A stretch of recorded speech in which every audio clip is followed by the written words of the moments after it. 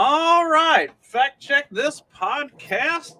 And tonight I am joined by Amanda. And Amanda has been on the show a couple times before, so I'll let her give her plugs right quick. And then we're going to kind of jump into it because tonight we have a slightly more serious topic than what we've covered the last couple times. The last couple times Amanda has been on, it's been a little more light and humorous. Not that this isn't pretty fucking hilarious, but deliberately humorous. So a little more of a heavy topic for tonight's show. So go ahead, Amanda. Introduce yourself once again for anybody who has missed the last couple times you were on the show. Yeah, so my name is Amanda. By the way, Justin, you probably know this. You're a little bit cutting out on me with your audio video. But while that gets squared away, yeah, I'm Amanda, and I am one half of the Civil Discord podcast, which you can find on all your finest podcasting platforms. And actually, you can find us on YouTube as well. Starting our next episode, we will be doing live episodes. So that is really fun and wonderful. My co-host is named Maurice. He's great as well. And I am a female in academia, so that helps. I'm a PhD student in Los Angeles in the People's Republic of California. So yeah, happy to be here. Thanks for having me on and reaching out. Yeah, and hopefully some of my choppiness has evened itself out. If not, just let me know and I'll see if I can do something else to fix it. That's good. All right. You're good now. Sweet. I have a little mobile hotspot that I use specifically for like uploads, and it's not as good for live streaming. So as we were starting, I was like, "Oh, I need to turn that off and switch over to the Ethernet cable. Otherwise, it's going to be choppy." And so I was in the process of switching. So got it. A little how the sausage is made for the audience members. So I wanted to start with a quote from this article. And this is a quote from Hannah Arendt. Yes. Hopefully I actually have never figured out whether it's Arendt or Arendt. But yeah, Hannah Arendt, I'd say. If someone wants to see and experience the world as it really is, he can do so only by understanding it as something that is shared by many people, lies between them, separates them, showing itself differently to each and comprehensible only to the extent that many people can talk about it and exchange their opinions and perspectives with one another, over against one another. Only in the freedom of our speaking with one another does the world, as that about which we speak, emerge in its objectivity and visibility from all sides. So this is kind of So this is kind standing of for pluralism. A hallmark of academia is that we should be able to openly discuss and talk about things. One of my favorite courses when I was in college was a sociology class, and it was chock full of feminists and extremely liberal types.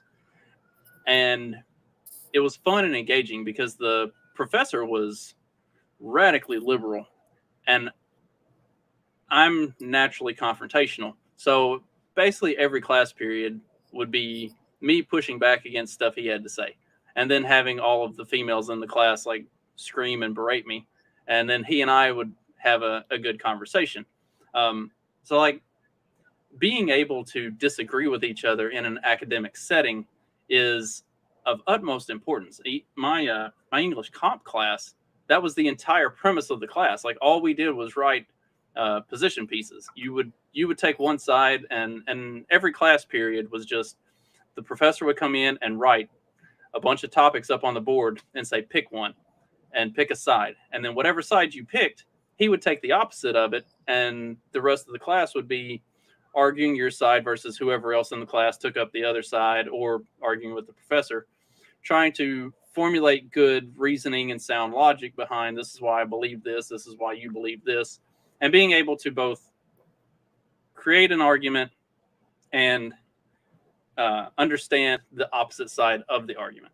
So to see academia the way it is today, where are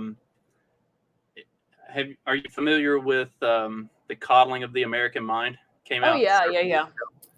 Yeah. So when you look at stuff like Evergreen College and a lot of the different examples that are given in coddling of the American mind, like it's really kind of disheartening. I told my son the other day, like, do not go to college, go to trade school, do literally anything else. Like I know we've kind of pushed you in the direction that college is a good idea, but we should really be reconsidering that.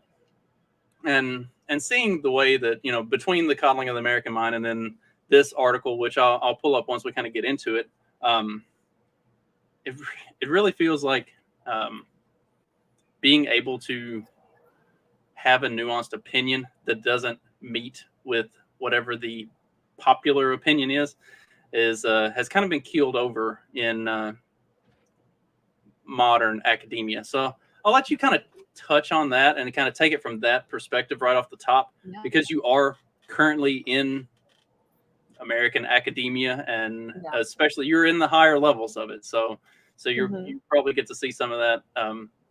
I mean, as you said in your introduction, you're in the higher levels of it in California. So you're probably getting to see some of it at its worst in some ways, I'm sure. Yeah.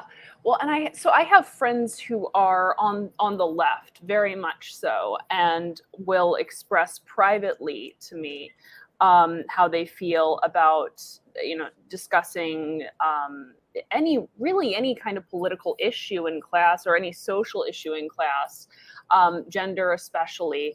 I'll have friends that will, you know, I've turned them on to people like John McWhorter, and I've turned them on to people like Glenn Lowry, and it's funny because they'll come and they'll say, have you seen this person? Do you know who this is? Like, yeah, no, they've got a podcast. I listen to it. It's great. But it's really cute. I shouldn't you know, be dismissive. It actually is very heartening to see them discover these people, these great thinkers, and these heterodox thinkers. Yeah, so you know, it's very interesting to me because I get the sense, in a lot of ways, and UCLA is fantastic. You know, the professors are wonderful, the students are wonderful, they're very, very intelligent. But there is a fear. And I think a lot of times it comes from the administration. There's a fear of, and I'm not speaking about UCLA specifically, it's really everywhere that I've been, this fear of administrative retaliation. Oh, well, this goes against this policy or that policy. And I think it's cultural. It bleeds in from culture and cultural discourse. What I encounter more, because you'll hear people who say, well, you know, when someone expresses a controversial opinion, they don't get shouted down. They don't get, you know, they don't get kicked out of class.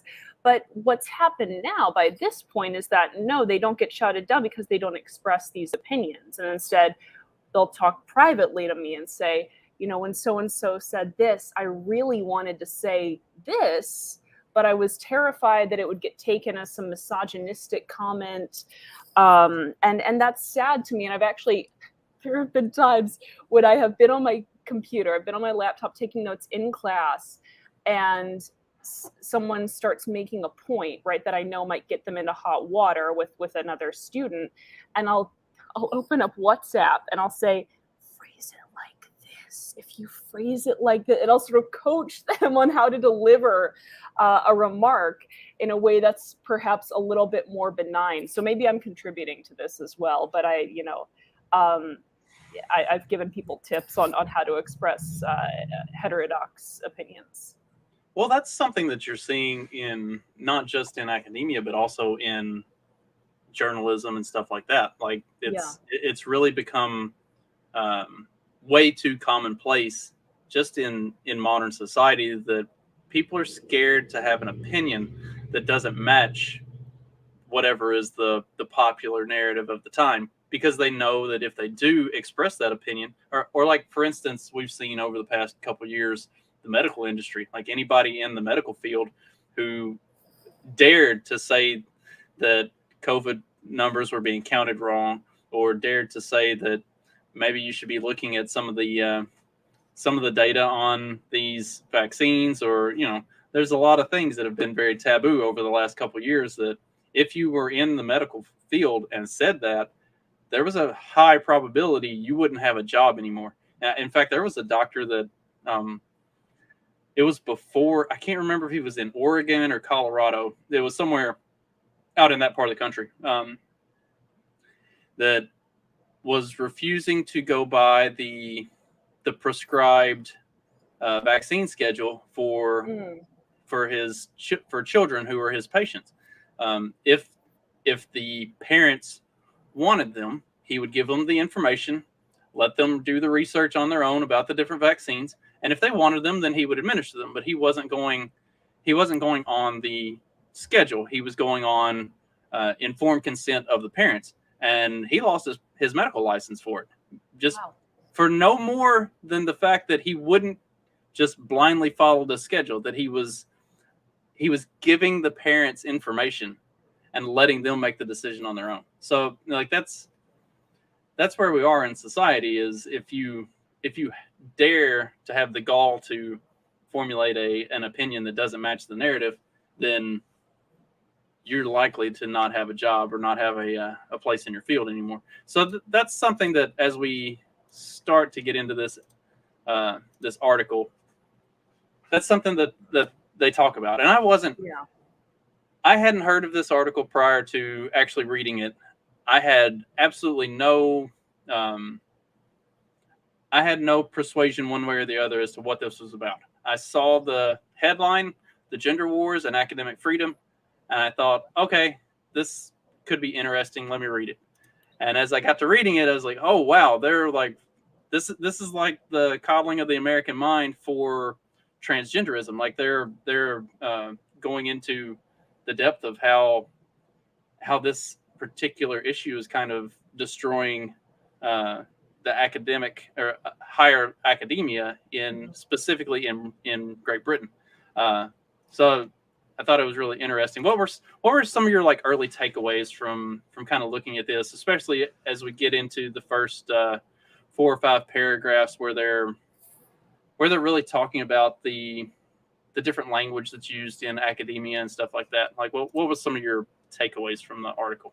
Sure, yeah, and before I forget too, I wanted to make a that's kind of a related another point about sort of what I observe and my experiences in academia. So I am a Machiavelli scholar. I study Machiavelli, and I very frequently will encounter, there are a lot of dudes in Machiavelli scholarship, which is great, and then there tends to be an assumption, if I'm presenting or writing or say that I'm a Machiavelli scholar, that I'm a feminist Machiavelli scholar, which I still don't even know what that means. And if feminist scholarship is, I don't really understand what people mean by it, because they always mean something different. I know who the writers of the feminist movement and political theory are, generally speaking, but this notion that, well, I wrote my MA thesis on Machiavelli and Fortuna. Oh, so I'll bet you think that he's a misogynist. Actually, no, I very much don't. There's an entire MA thesis kind of debunks a little bit of that. But yeah, this tendency to assume that every woman in academia is a feminist scholar. That is another thing that I've experienced, which is odd, because it seems like it comes more from the left, where, oh, well, do you focus on women's issues? Do you focus on gender studies and politics? Well, no, not really. Can I still have a job? So that's another thing that I've experienced. I think you said something that was interesting right there, just on its face, is that you get that mostly from the left. Like, isn't it funny that the right is supposedly okay? So whether you are aware of it or not, I tend to lean more paleo libertarian, post libertarian type. I was brought up very right wing, and at the end of the day, I kind of fall back to those roots. When the way I approach a lot of stuff, isn't it kind of funny how anytime you're approached with stuff like racism, gendering, all of those things, it always seems to come from the left. Like I've also identified as a libertarian for a number of years, and I've fought with right wingers and left wingers on the internet regularly, probably more so than I should have, and to my wife's chagrin, like almost daily at times. I never get the racist, misogynist, homophobic, any of those arguments from the right. They always come from the left. Like, and I can be incredibly racist and homophobic and misogynistic when arguing with both sides, and the only ones who ever call it are the left. The right doesn't seem to care about all of those buzzwords, at least not in terms of the ones who actually have reasonable, nuanced opinions. I don't know that anybody on the left has reasonable, nuanced opinions, honestly, but that's a different conversation. They do. As someone who is in academia and is inundated with people who are on the very far left. In fact, it's usually the extreme far leftists that I get along with quite well. I really, really get along with extreme leftists very well. I appreciate them, so they are intelligent. But so you're saying it's the midwits are the problem? I think there are a lot of times when I appreciate someone who takes their argument to its logical conclusion, and there's a bit of refusal to do that among some. Fortunately, I don't really encounter them much in the classroom and in PhD programs, because they're very, very staunchly whatever left leaning persons for the most part. So let's start to kind of get into this article a little bit. It has the first opening like 4 or 5 paragraphs get into the slogan and the academic argument of trans women are women. And so what this talks about is that in higher academia, specifically in England and Great Britain, what they've been running into is if you aren't willing to accept that wording, that trans women are women, that if there's any level of pushback against that, because there are people who, as you said, like a lot of times women in academia will get the label of feminist, whether you are or aren't. But for a lot of these, they are, I guess what I would probably call real feminists. Like they actually believe in equality for women. And so what the idea for them of trans women or women has done is it's debased the status of being a woman. And so in talking about that from not just from a philosophical standpoint, but from a purely scientific standpoint, they're now finding themselves on the end of being canceled by basically by everybody who promotes the most progressive agenda out there. And so it's creating this schism between progressivism and feminism, which is I find that interesting. Because to some extent, I do kind of identify both sides as very similarly aligned, but now you get to see the rift and see where the big disagreement is, and it goes back to some of the well, not just some of, a lot of the arguments from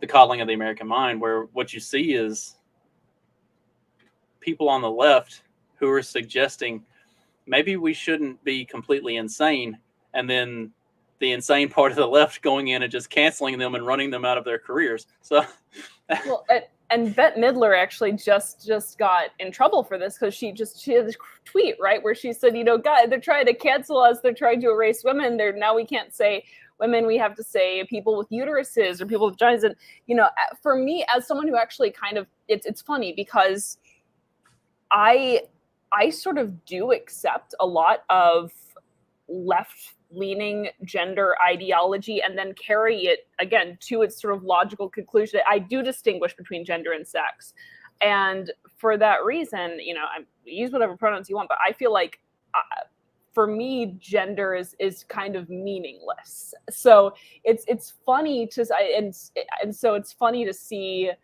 people twist themselves into knots a little bit, trying to say, well, are women people with uteruses, or are they people who identify as a woman regardless? And I have my own very strange views on it that make no one happy. But at any rate, yeah, it was funny to see that those worlds coming into contact with one another. Yeah, I'm trying to find that tweet because it was pretty. I don't want to say it was pretty brilliant, but by God, it was pretty brilliant. Like she didn't intend for the backlash that she got, but then after she tweeted it, like the backlash she got was pretty insane, and it was like everything that she said in her tweet was reasonable. Like it wasn't. She didn't say anything unscientific. She didn't say anything necessarily untrue. Nothing that she said was inflammatory. But man, if you went through and looked at the comments on that, it was absolutely insane. Like they ripped her up one side and down the other. And it was funny to see people say, oh no, she just still has things to learn. She's from a different generation. And it is great when I try to talk to my parents about gender ideology and how to behave, and what the right things to say are and the wrong things to say are. It is very, it's interesting to me. Oh, here we go. We got the Bette Midler tweet up here. Yeah, let's see if I can blow it up a little bit so it's easier to read. Women of the world, we are being stripped of our rights over our bodies, our lives, and even our name. They don't call us women anymore. They call us birthing people or menstruators, and even people with vaginas. Don't let them erase you. Every human on earth owes you. And then, the very first comment, no, don't fall for the anti-trans panic fake nonsense. No one is erasing women. In a few small healthcare cases where appropriate, they are using trans-inclusive language. That's all. Seems a little tone deaf, but okay, whatever you say, lady. Man, all of the comments were like this. Like it was just, and normally Bette Midler is a darling of the left. Like yeah, extremely. Most of her tweets are like, the yes, slay queen, all that stuff. And this one, the first two are very nice. If you continue to go through, they get more and more hateful and just not nice at all. It's pretty impressive. And then of course it gets tons of attention from the right because then everybody on the right is like, oh look, Bette Midler's saying what we've been saying this whole time. Are y'all gonna actually listen to her? No, you're not. You're gonna chew her leg off. And I'm surprised that she hadn't deleted it, honestly. I figured that would have been deleted by now. Yeah, I guess she should kind of try to walk it back a little bit and apologize. Like I wasn't, trying to exclude trans people, and yeah. So but you're right, she didn't delete it. So props to her. That's something I like. Like if you're going to say it, stand by it. Don't puss out on it, I guess, for lack of a better way of putting it. Yeah. Like own it. That's if that's your opinion. If that's what you have conviction behind a belief, then believe it and stand by it. Even I think she did try to walk it back a little bit, but not. She did not issue any apology. She hasn't deleted it. It's still up there. So she's not running away from it. She's mitigating some of the after effects, perhaps. So back to the article. How much do you want to get into about the scientific and the academic argument around the transgender idea here. Like that's anything you desire. You are the host, so we can get into whatever. Stay out of whatever. all right. So let's just cover the thing I find more interesting about this article is the conversation of academia itself and kind of the where academia is falling short because of stuff like this. But we can touch on what did you think about the arguments that they were making in terms of how the almost aggressively pro-trans agenda has negated females in the sciences, I guess I think that's the way to put it. I think there's some interesting points, right? So again, there were some things that I agreed with, and some things where I could take a little bit of issue and pick it apart. I think there's a group of people who say that sex and gender are basically the same thing. And then there's a group of people who say, no, they're distinct. And so if you say a female, that's different from saying a woman. I, in fact, belong to the latter camp. And yeah, I agree that, that what these authors are talking about some of the chilling effect in academia is real, and that these are really actually very interesting ontological questions that we can be asking and having debates over. Because for me, it really kind of does come down to my own existentialism and ideas of being and all that. We can't have those conversations. I would have, appreciated maybe if they were, because they clearly have their own bias, and that's totally fine. Maybe to have a co-author who feels perhaps a bit more like I do, who's almost like a gender nihilist.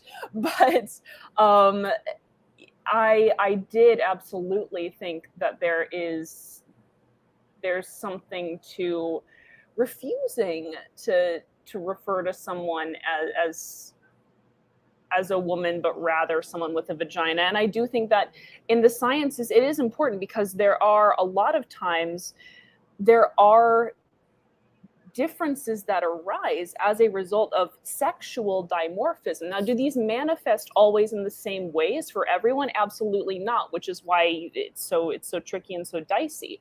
But it is productive to have crosstabs that split things by gender or sex. It is a valid category, and in fact, maybe to even distinguish, okay, do the crosstabs for gender identity, do the crosstabs for biological sex. I thought that was a very valuable point that they made, that these are important distinctions, and in fact, people agree that these are important distinctions. That's why we're fighting about it. That's why people are very sensitive about this kind of stuff. Yeah, I probably don't necessarily agree with that side of it so much. And, sure. But I mean, I think I have a very skewed bias in it, because having been an athlete for most of my life and working around athletes for most of my life, most of my exposure to this sort of argument comes from the specifically transgender women in sports side of things. That's usually what I'm most engaged in, and so that really changes or not necessarily changes, but that puts me in a very a narrowly focused perspective when looking at these types of issues, and that I really don't have a whole lot of exposure to anything outside of that. Like, I know that in college I worked for women's basketball teams. These are Division I collegiate female athletes, and I could put together a team of ragtag dudes that I play basketball with at the rec center on the weekends, and we could run them out of the gym without even putting forth effort. So, right. so when I look at things from a male-female distinction where sports are concerned, it's hard for me to get on board with any level of the gender identity side of it, because Right. there is such a distinct physical difference, especially at the high school, collegiate, and on levels of things, that it's I can't Oh, and I can't I can't round that, I can't fit that round peg in that square hole. Like, it just doesn't work. I'm inclined to agree. I was speaking more about when they're talking about the in the sciences and behavioral sciences, not wanting to break things down by sex and gender and research, for instance. I'm thinking, well, that's still valuable. But yeah, no, there's also an issue medically, right? I mean, it is important to distinguish males from females for a lot of medical conditions, and I think with sports as well, there are definite physical differences between men and women that do manifest themselves there, males and females. Right. So that kind of takes us into, I didn't really want to spend a whole lot of time on that side of it, because, like I said, I do find the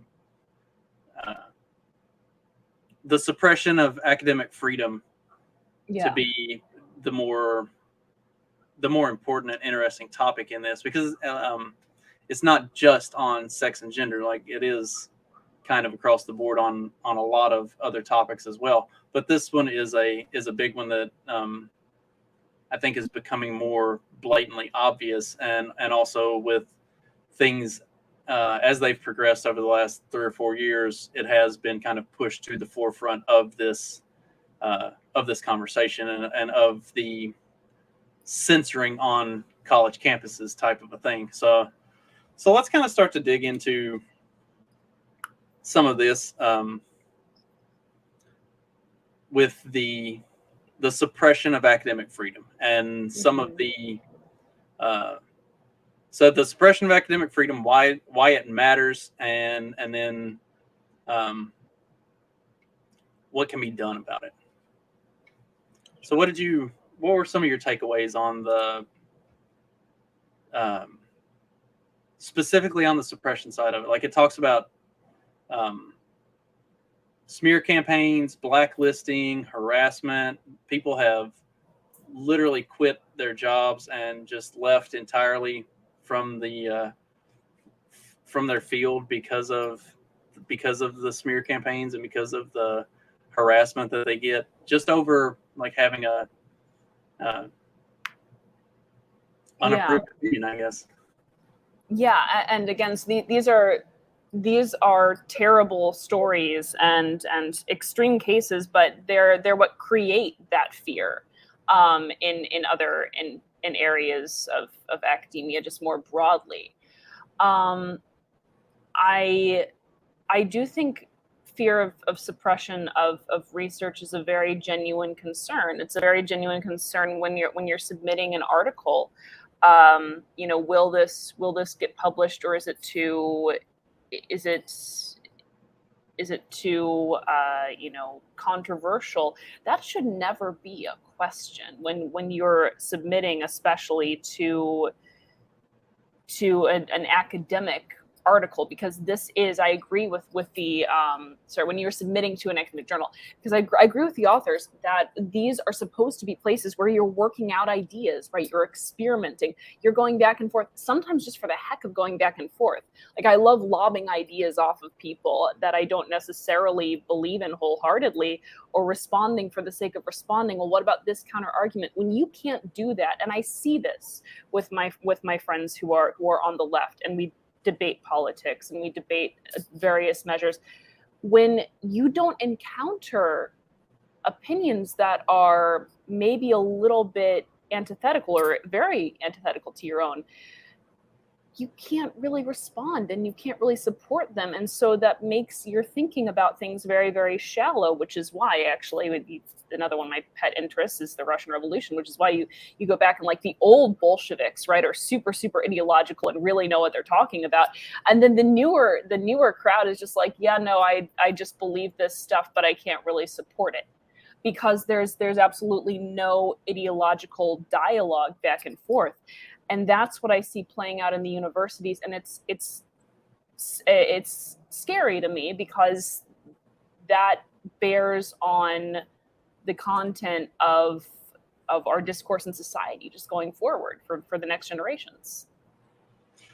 So that's one of the big things that it talks about here through this segment of this article. It's like a research paper to examine the broader social and psychological reasons for a surge in gender dysphoria among teenage girls prompted protests from gender identity campaigners. Let's see, there was a proposed research project to research people who detransition, which was blocked by the university due to concerns about potential reputation damage to the university. Like stuff being shut down, not on the basis of whether or not it was done properly, not on the basis of anything actual scientific or reasoned, but because people were getting mad about it. It's like if I'm wrong, tell me why I'm wrong. Like, show me that I'm wrong. Explain to me how I'm wrong. Like, if you just come and cancel me because you think I'm wrong, even though the research that I did was not opinion based. It was they're talking about simply doing research on things that are happening societally. They're not, coming at it with a tilt. They're coming at it to look at what's happening and why. And they're being shut down for this stuff, not for any reason other than pure ideology. Like, that's, if they were out here saying that, the world is, or the sky is falling or something with no concrete evidence to support it, yeah, you can justify shutting that down. But to simply say you can't even do research because you're not talking about the right things. You're not researching something that is positive to this narrative. Like, that's scary. And look how up the chain it goes too, because it's again, it's a specter, right? So this research in the article is blocked by the university due to concerns about reputational damage. Well, who would be damaging the reputation? It's this amorphous entity of people who will be mad at you. The mob. There is a mob. There will be a mob somewhere. So when this research is getting blocked, a lot of times it's not even getting blocked by people who want to block it, maybe. But they feel like, I can't support this. If we do this, then there's going to be a thing. And you know what? Maybe it will be. But part of the reason it will be is because everyone is so afraid to be the first to jump into the fray. And that's like it extends beyond even actual research and stuff like that. Like, there's, in the article, it talks about a guy that he wasn't even a professor or a researcher or anything. He just had a general job on campus, and he wouldn't get behind the trans women are women slogan, and said, if that's going to be an official position of the university, then I'm going to step down from my position, because I am ideologically, I don't agree with that, so I'll just step down from my position. Like, it's not a big deal. And they went after him like wholeheartedly and tried to have him like completely just kicked off of everything campus related, because he resigned from a position because he had an ethical disagreement with a stance that they were going to take. Like, he did the thing that would be arguably morally and ethically right for him. Like, he wasn't going to take a position that he didn't agree with. So he wasn't trying to like push his own opinion on anybody. He just said, I'll step down from my position, and they went after him. As I try to adjust my camera so that I don't have light just right in my face. It's so you're gonna have to move, like, it's just going to keep on happening. It's going to keep on happening. It's just going to be a thing. See, I'm in front of my air conditioner now. Yeah, no, and that's the problem, right? Is the fact that when people are silenced, when this kind of stuff happens, then it makes no one even want to articulate the nuances of a position, right? So I said that I'm I'd probably be, if you wanted to really peg me and really use labels, you might, like, I'm extremely left on gender to the extent that it just doesn't freaking matter. Why are we talking? My pronouns should be it and they. Honestly, I don't care, because it's not yeah. And but I would that's only the kind refer of to you thing. as it from now on. You can completely refer to me as it. I don't care. And in fact, maybe that would just be better for everyone. But I will respect anyone else's pronouns, whatever they want to be called. I think of gender as like a name. It's a name. Okay, what name were you assigned at birth? What name do you want now? It's fine. But I can't even suss out the intricacies of that and explain that, because the second there's something that deviates, if I were to say, well, and that's why I don't care about my pronouns, then that is the part that gets attacked. That I don't care about my, well, what, you don't care about anyone's you're not gonna. So yeah, it's just funny because it eliminates all nuance.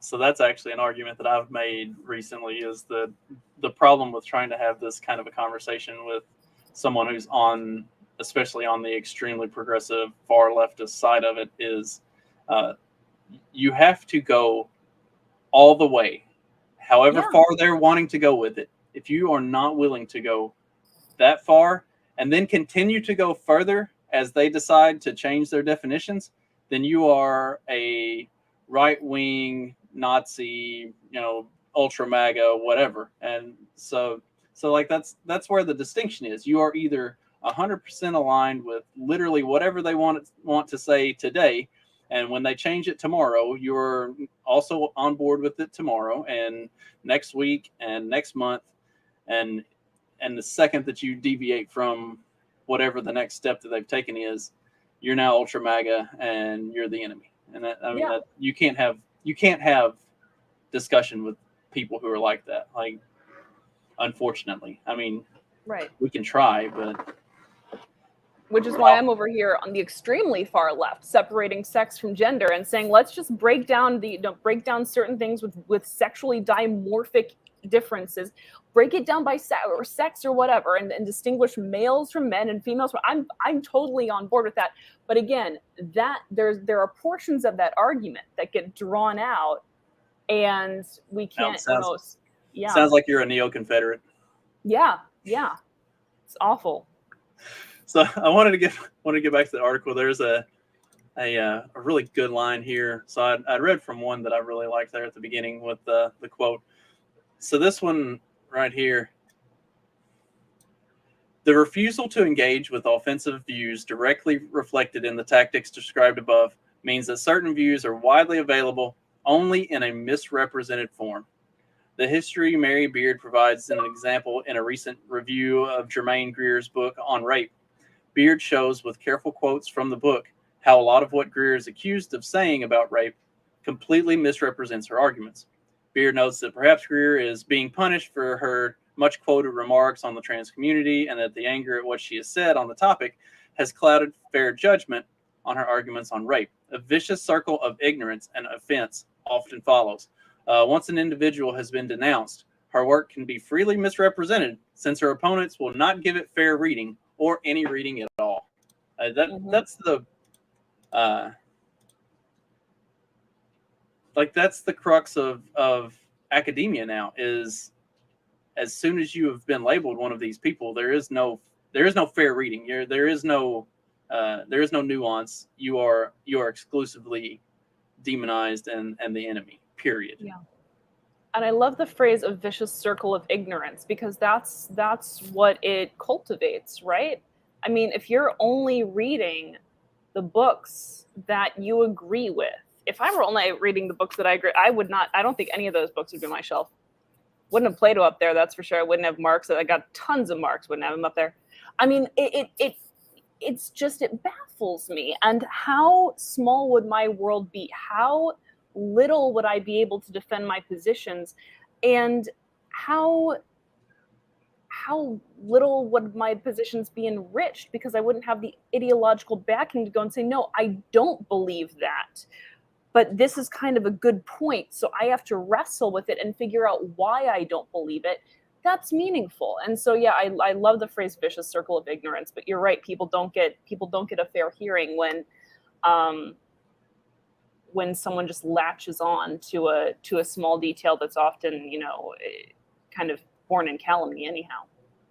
Well, so that's kind of like with my my spiritual and religious journey is I've spent a lot of time reading the Quran, reading the Dhammapada, studying Taoism and different Eastern religions and stuff like that, looking at the different like the different denominations of Protestantism, Baptists, Methodists, Presbyterians, Church of God, Church of Christ, like a lot of these, the Latter-day Saints, the Mormonism, Catholicism, Judaism. Like I have spent a lot of time looking at all these different types of religion. And when I was, especially at one point when I was really, really looking at like Taoism and also at the Dhammapada, some people that I went to church with were like, why do you read all that stuff? It's like, I was like, aren't you worried that that's going to like make you question your religion? I was like, it should. Your faith, like if my faith is so weak that reading something that might be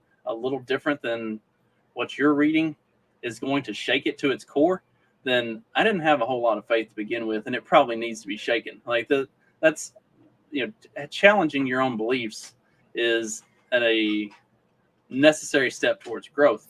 And like for me, none of my studies and any of that did anything but strengthen my own faith and enrich it and give it more depth and give me more of an understanding of where I am in the world and where the rest of the world is as I come to it. So like I was talking about at the beginning, I had an English comp professor who all we did was write opinion pieces, and you had to be able to, like, part of the requirement for your paper was you had to make your points, but you also had to lay out the other side and then refute the other side. Like it wasn't just enough that you knew what your side of the argument was.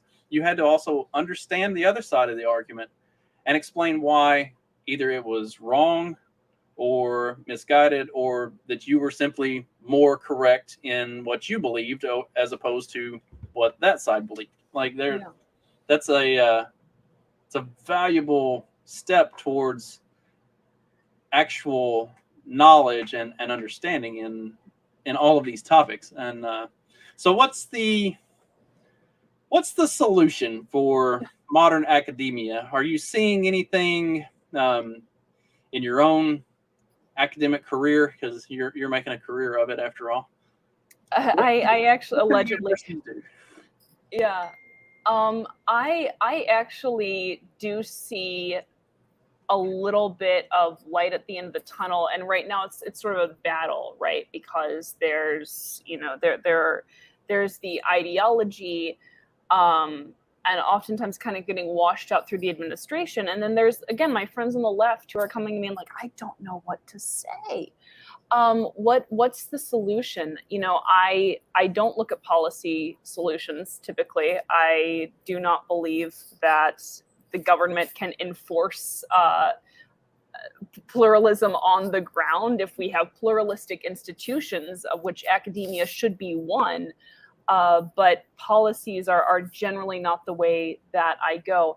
I think it happens again on the individual level. It happens on the level of being that person who's going to say, I'm not sure about this. And oftentimes when you do that, you do find a willing audience. It does have to do with phrasing, which is why I'm in WhatsApp trying to message people and say it this way, phrase it like that. But it turns people gently to be, oh, okay, well, I can hear that and not fall apart. I can say that and no one will jump on top of me. So I think the solution is people being brave. And I do see that. And that gives me a little bit of faith as well. Yeah, the kind of the solution that they sort of came around to on here in the article to quote the last paragraph, as this article focuses on academic freedom, we have emphasized the case of academics and quasi-academic workers, but there is also a complementary case for strengthening free speech as an employment right for all workers, given that the absence of such protection tends to expose organizations to policy capture, weaken democratic discourse, and can only be detrimental to the ability of policymakers to know the views of the people they represent.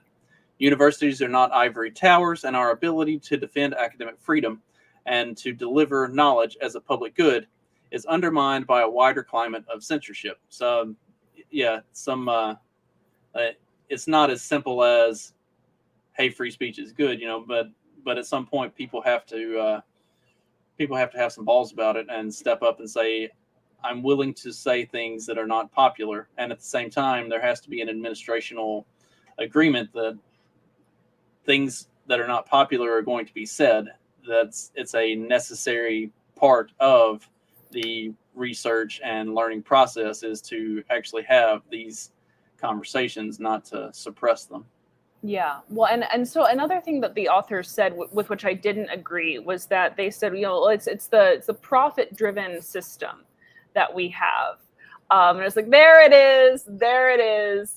It's the fact that universities are for profit, but that cannot be the case, first of all, when by the author's own admission, the majority of students don't want this, right? So really, universities are neglecting to see their students as customers who want a given product. Instead, they're kind of looking at society and being like, oh, we have to have our strategic communications officer, which, yes, those exist.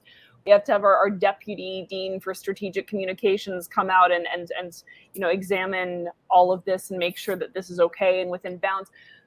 The students aren't being treated like customers, and that has to do with, a lot of times, that has to do with the entanglement between the state and the university. A lot of times this happens at public universities, tend to struggle with this, and there are reasons for that. When universities do know that they need to treat their students as learners because that's what their students want as customers, then things change. And I just have trouble thinking that English universities are actually like a for-profit model. They don't actually play Quidditch over there. They don't have football teams. So how are they? They don't have American football teams. I don't know. Maybe soccer makes a lot of money, but I don't know if they have university teams or not there. But like the American model is definitely for-profit because you've got all the big sports going on. But I just don't know how they're making money in the English universities. Well, again, it's taxpayer funded, so there's actually no motivation. And again, I shouldn't talk about things that I don't know much about, but my understanding is that there is very little motivation for universities outside of, well, we want students to come here so we get more government money. And yes, tuition is a thing, but the profit model is the solution, not the problem. Yeah, it doesn't seem like that's doesn't seem like that's necessarily what's at the root of the problem, especially, well, anywhere really. I don't think the being for profit is what's causing these types of things to happen on the university level. No. Especially when most students don't want this, and the authors admit that clearly. Okay, so why is it happening? They talk about how it is a very vocal minority that are the cause of this. Like, it's not it is the bending to a very small mob, not a acknowledgement of the larger majority, the silent majority, as us on the right tend to call them. Yeah.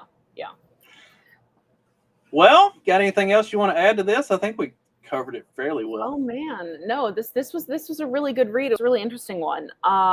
So yeah, I don't think anything else in particular. I'm sure if we went through it line by line, we'd have a lot of comments. But I think you kind of nailed it, and I really enjoyed this one. I enjoyed reading it. Like I said, it was a little heavier than our typical conversations, but it was one that, as soon as I got about halfway into it, and I was like, okay, this. My initial plan was that I was gonna just like cover it really quickly on my own, and as I got about halfway through it, I was like, I can't do this by myself. Like, I need somebody I need a female who is in academia, who actually like knows what's going on at colleges and universities, and can articulate like what's happening in the real world of this, and also bring a female perspective on it. It's like I can't. I'm sorry, you get me like the least female perspective, but yeah. I am a yeah. It. I knew you would read it and have thoughts on it and be able to talk about it. So I thought you were the perfect choice for this. I really appreciate you taking the time. I mean, it is not a short read, but for anybody who hasn't taken the chance, I will have it linked both in the comments or on the description for the stream, as well as in the description for the podcast episode itself. Be sure to give it a read. It is totally worth the time. It is a very good read. And while you're at it, check out go listen to or read The Coddling of the American Mind for some more stuff along similar lines. And Amanda, give your plugs, and then we will call it a show. Watch the Civil Discord podcast, listen to the Civil Discord podcast, fall in love with the Civil Discord podcast, and you can follow us on Twitter at Civil Discord Pod. Podcast was too long, but yes, do all those things because they're good things to do. You absolutely should do all of those things, and while you're at it, be sure to like and subscribe to my channel, share the video everywhere, and you can also check me out every Monday, Wednesday, and Friday on the morning after at 7:30 Central, 8:30 a.m. Eastern. And if you're not willing to wake up that early, way too early. If you're not willing to wake up that early, you can always check out the replay later in the day as well. I used to wake up at 5:30 for a Torah study on the East Coast on Zoom. And it's way too early. So see, you can just wake up and listen to me and a couple other retards talk about whatever's going on in the news. There we go. Hope everybody has a great rest of your day, a great rest of your week, and I will be back on Monday with a brand new episode. Have a good one.